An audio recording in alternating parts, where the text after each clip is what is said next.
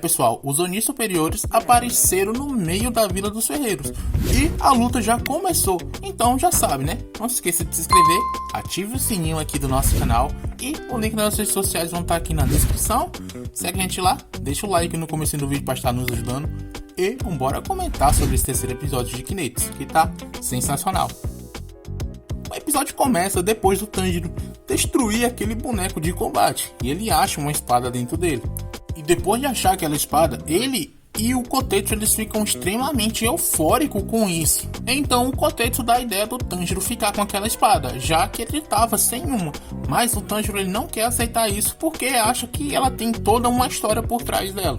Mas o Kotetsu vai e incentiva ele a pegar. E quando os dois veem, aquela espada está totalmente enferrujada. Mas já era esperado, porque é uma espada que ninguém mexe há mais de 300 anos. O Tanjiro finge que não vai se importar com aquilo, mas claramente ele fica triste, porque ele estava com expectativas muito altas sobre ela. O Kotetsu ele tenta reconfortar o Tanjiro, mas enquanto os dois estão ali, eles acabam escutando um barulho vindo da floresta. E quem aparece lá é o Haganezuka, que está totalmente bombado. Blindão, blindão, blindão, blindão. E ele chega já dizendo que ouviu toda aquela história e pede para deixar com ele. E ele tenta pegar aquela espada, mas o Tanjiro e o Kotetsu seguram ela para ele não levar. E os três começam ali uma luta, uma disputa de força, de resistência, porque para o Tanjiro aquilo estava tudo muito estranho, porque o Haganezuka apareceu do nada e já queria pegar a espada. E o Tanjiro diz que estava lá para conversar com ele e pergunta aonde que o Haganezuka estava todo esse tempo. O Haganezuka ele fica em silêncio, mas não responde. E usando a sua força ele joga os dois para longe e fica com a espada. Até que outro ferreiro chega e diz que o ponto fraco do Haganezuka são as cócegas. Ele começa a fazer cócega nele e ele desmaia depois de sofrer essas cócegas. Então o ferreiro ele começa a explicar tudo. Diz que o Haganezuka estava nas montanhas treinando para poder fazer uma espada mais forte para o Tanjiro.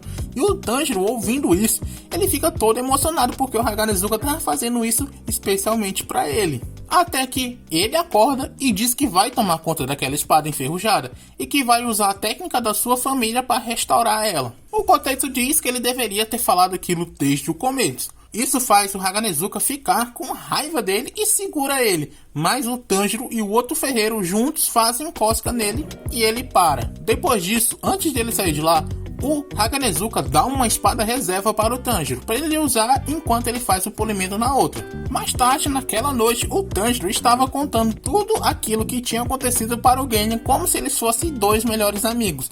Mas o Genya ele tenta cortar essa interação entre eles e o Tanjiro ele fica sendo todo amigável com ele, enquanto o Genya tá quebrando o pau com ele. O Tanjiro tá super de boa, mas isso só faz o Genya ficar muito mais irritado. Até que o Tanjiro se lembra que o Genya tinha perdido um dente lá nas fontes termais e pergunta isso pra ele. O Genya tenta disfarçar porque foi pego de surpresa e diz que ele estava vendo coisa. Mas o Tanjiro diz que não estava não, e que tinha até guardado o dente para poder devolver.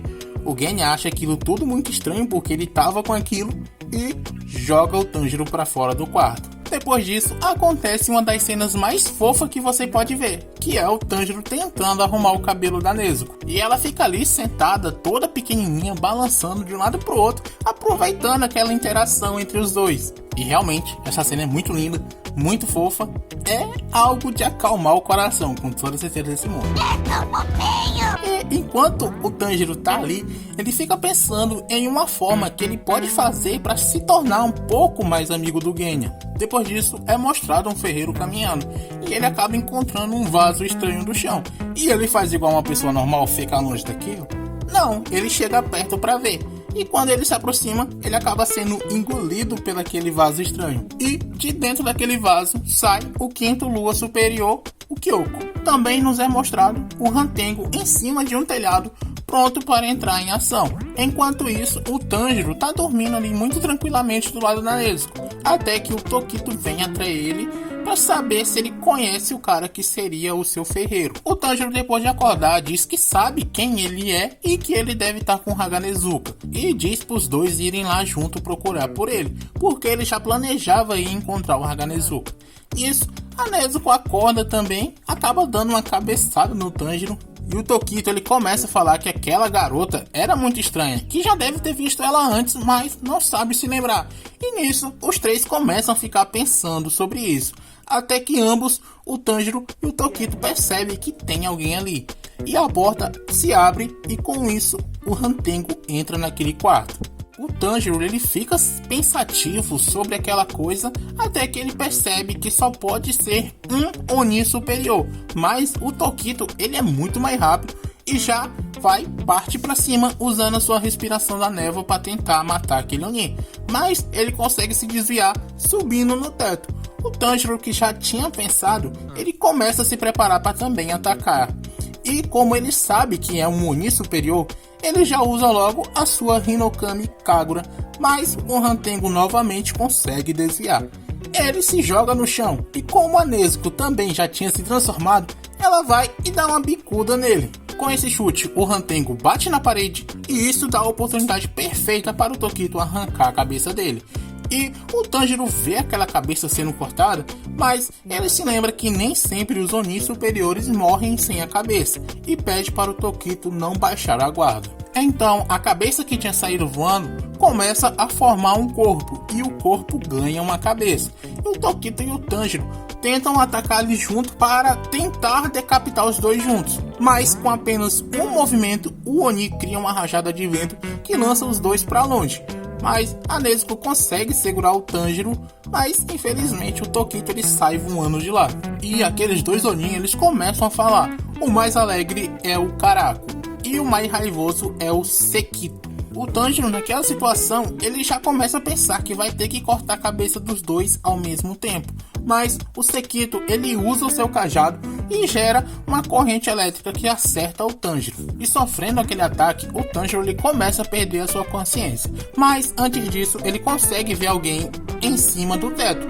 E essa pessoa era o Genya que estava lá. E o Genya já vai e pega o seu trabuco e mete bala nos Oni, decapitando um deles. E para finalizar o trabalho, ele pega sua peixeira e parte para cima do outro para finalizar com tudo. Mas o Tanjiro diz que não importa o quão aquela arma seja potente, ele não ia conseguir derrotar eles, porque eles estão se deixando ser decapitados de propósito para que assim eles se dividam e ficam mais fortes. E essa é a estratégia do quarto superior. E enquanto eles estão se regenerando, o Tanjiro ele tenta observar para achar um ponto fraco deles, mas ele acaba se distraindo demais e é pego por um dos Onis que conseguia voar. Assim, o Tanjiro percebe que cada um deles tem um poder diferente. A Nezuko ainda tenta ajudar ele, mas ela não consegue alcançar. O Tanjiro manda ela ir ajudar o Genya e não se preocupar com ele, mas quando ele percebe, o Genya acaba sendo esfaqueado na barriga por outro dos Onis. O Oni que estava segurando o Tanjiro diz que é para ele se preocupar consigo mesmo e não com os outros, e ataca ele usando uma onda de som. Mas o Tanjiro ele consegue se defender usando a Hinokami Kagura e antes de cair, ele consegue se segurar nos galhos das árvores. Mas mesmo assim, ele ainda levou muito dano e também agora não estava ouvindo direito. Ele tenta se levantar, mas não consegue. E quando ele olha para trás, vê que aquela perna que ele tinha arrancado do Oni agora estava com a cabeça e estava prestes a atacá-lo.